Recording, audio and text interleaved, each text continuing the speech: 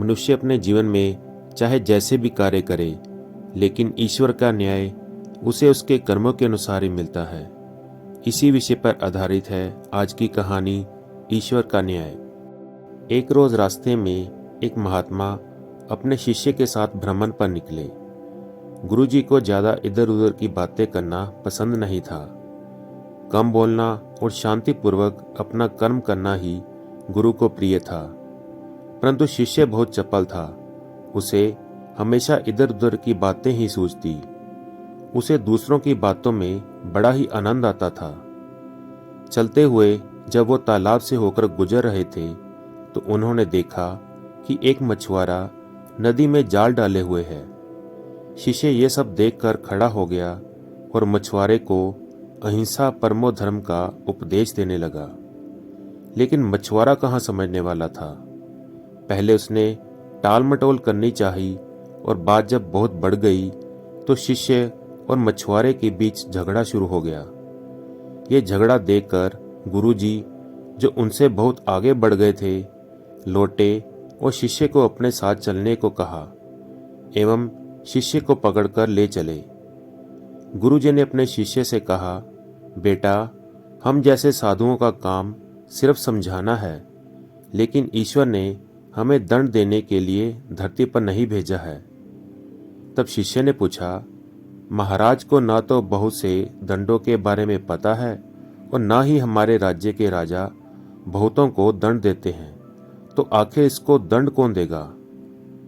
शिष्य की इस बात का जवाब देते हुए गुरुजी ने कहा, बेटा, तुम निश्चिंत रहो, इसे भी दंड देने वाली एक अलौकिक शक्ति इस दुनिया में मौजूद है, जिसकी पहुंच सभी जगह है। ईश्वर की दृष्टि सब तरफ है और वो सब जगह पहुंच जाते हैं। इसलिए अभी तुम चलो, इस झगड़े में पड़ना गलत होगा, इसलिए इस झगड़े से दूर रहो। शिष्य गुरुजी की बात सुनकर संतुष्ट हो गया और उनके साथ चल दिया।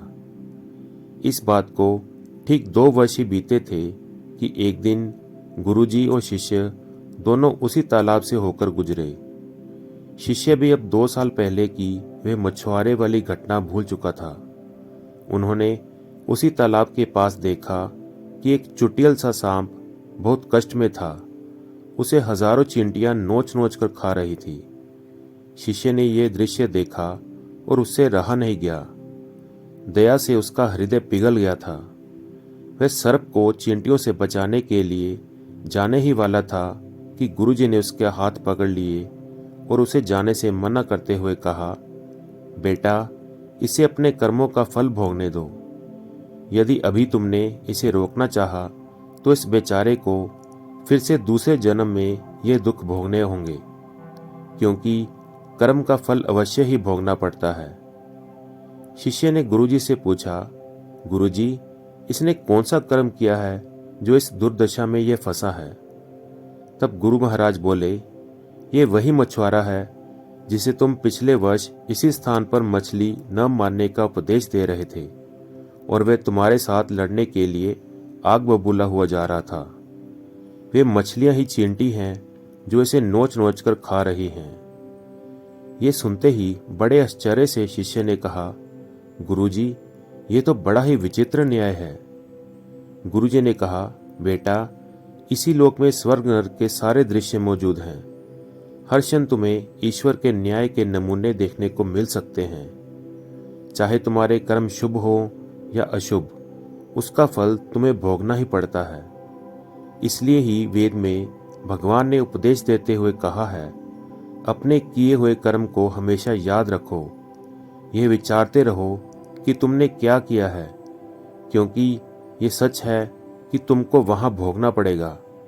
जीवन का हर क्षण कीमती है, इसलिए इसे बुरे कर्म के साथ व्यर्थ जाने मत दो। अपने खाते में हमेशा अच्छे कर्मों की बढ़ोतरी करो, क्योंकि तुम्हारे अच्छे कर्मों का परिणाम बहुत सुखद रूप से मिलेगा। इसका उल्टा भी उतना ही सही है कि तुम्हारे बुरे कर्मों का फल भी एक दिन बुरे तरीके से भुगतना पड़ेगा।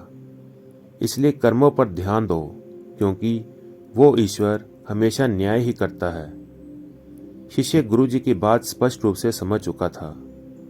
तो दोस्तों, हम चाहे इस बात पर विश्वास करें या नहीं, लेकिन ये 100% सच है कि ईश्वर हमेशा सही न्याय करते हैं और उनके न्याय करने का सीधा संबंध हमारे अपने कर्मों से है।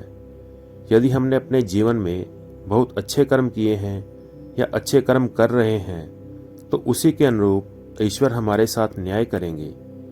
यह जीवन हमें इसलिए मिला है ताकि हम कुछ ऐसे कार्य करें जिसको देखकर ईश्वर की आंखों में भी हमारे प्रति प्रेम छलक उठे। तो जिन जिन को ईश्वर के न्याय पर विश्वास है वो प्लीज़ कमेंट करके ज़रूर बताएं और साथ ही साथ इसे लाइक करें, शेयर करें और चैनल को सब्सक्राइब करना ना भूलें। धन्यवाद। जय श्री कृष्ण जी।